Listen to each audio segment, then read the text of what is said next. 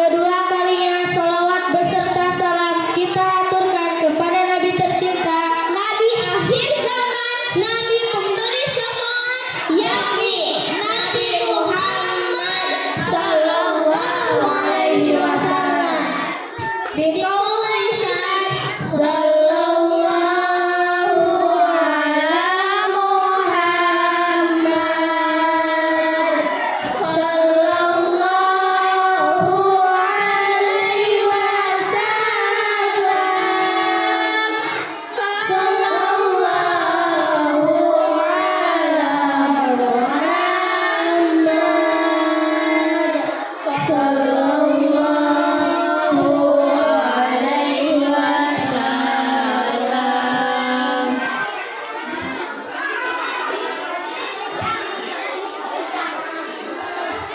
Berdirinya kami di sini, kami akan menyampaikan suatu qasyirah dengan judul The Prophet Nabi Muhammad sallallahu alaihi wasallam.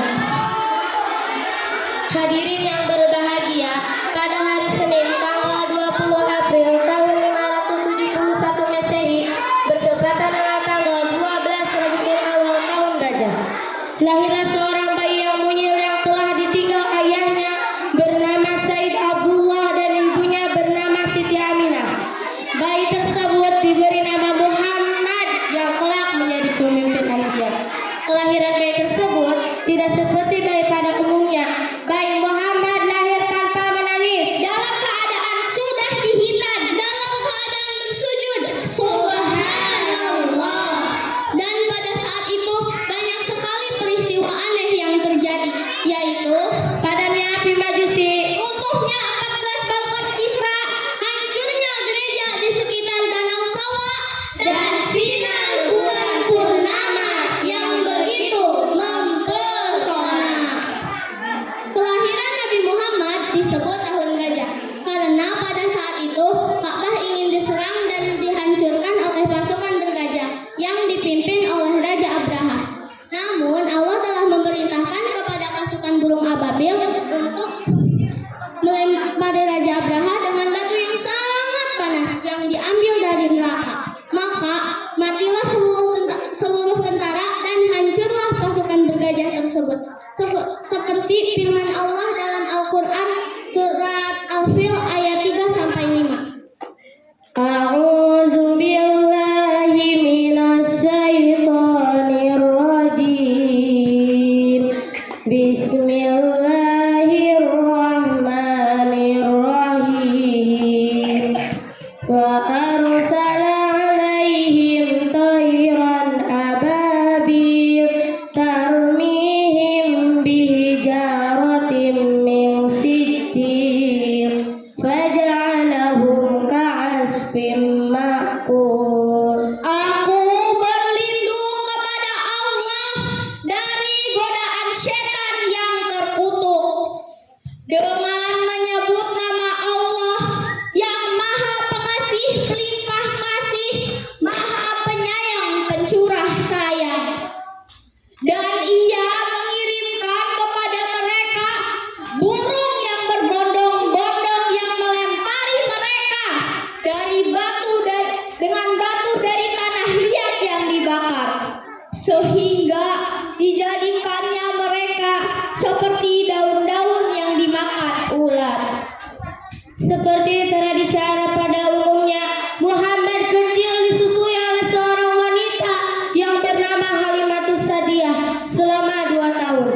Setelah 2 tahun, Nabi Muhammad dikembalikan lagi kepada ibundanya, yaitu Siti Aminah ketika Nabi Muhammad genap berusia 6 tahun. Nabi Muhammad diajak ibundanya pergi ke kota Madinah untuk berziarah ke makam ayahnya. Namun, di tengah-tengah perjalanan pulang, tepatnya di kota Abwa antara kota Mekah dan Madinah, ibundanya menderita sakit yang sangat keras dan menghembuskan napas terakhirnya, meninggalkan sang Muhammad yatim untuk selama-lamanya. Inna lillahi wa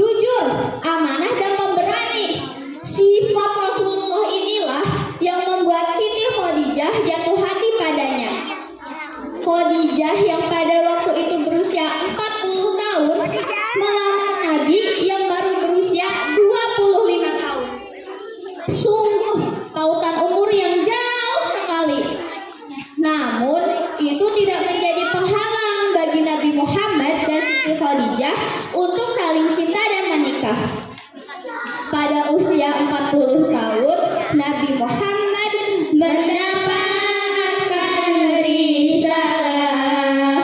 Ia pun menjadi Rasul akhir para anbiya.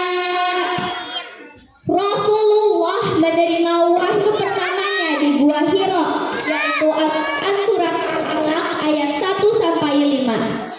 Perjuangan Rasulullah dalam menyebarkan agama Islam tidaklah mudah. Banyak sekali halangan dan rintangan yang harus dilewatinya. Nabi Muhammad dihina dan dibenci, Dicaci dan dimaki, diludahi dan dilempari batu.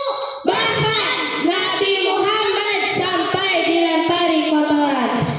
Beliau adalah pemimpin yang sempurna dalam menjalankan kenabiannya. Para hadirin yang mulia, ada sebuah kisah di sudut pasar Madinah Al-Munawwarah. Ada seorang pengemis buta Yahudi yang sangat membenci Rasulullah. Hari demi hari, ia selalu mengucapkan kata-kata untuk menghina Nabi Muhammad. Wahai saudaraku, jangan dekati Muhammad. Dia itu orang gila. Dia itu pembohong. Dia tukang sihir. Apabila kamu mendekatinya, kamu akan dipengaruhinya. Namun, setiap pagi Rasulullah selalu membawakan makanan dan menyuapinya. Saat menyuapi, pengemis tersebut selalu saja mengulang ucapannya dan berpesan agar tidak mendekati orang yang bernama Muhammad. Setelah Rasulullah wafat, tidak ada lagi orang yang memberikan makan kepada pengemis tersebut. Suatu hari, Abu Bakar As-Siddiq berkunjung ke rumah putrinya yang bernama Aisyah dan bertanya, Anakku, adakah sunnah Rasulullah yang belum aku kerjakan? "Wahai ayahku, engkau adalah ahli sunnah.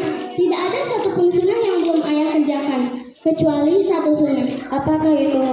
Setiap pagi, Rasul selalu pergi ke pasar membawakan makanan untuk seorang pengemis buta Yahudi. Harinya, Abu Bakar pergi ke pasar membawakan makanan dan menyuapi pengemis tersebut. Saat menyuapi, pengemis tersebut marah sambil berteriak, "Siapa kamu?" Aku orang yang bisa menyuapimu. "Bukan, kamu bukan orang yang biasa menyuapiku. Orang yang biasa menyuapiku yang selalu melembutkan makanannya terlebih dahulu, baru diberikan kepadaku, hingga aku tak susah untuk mengunyahnya."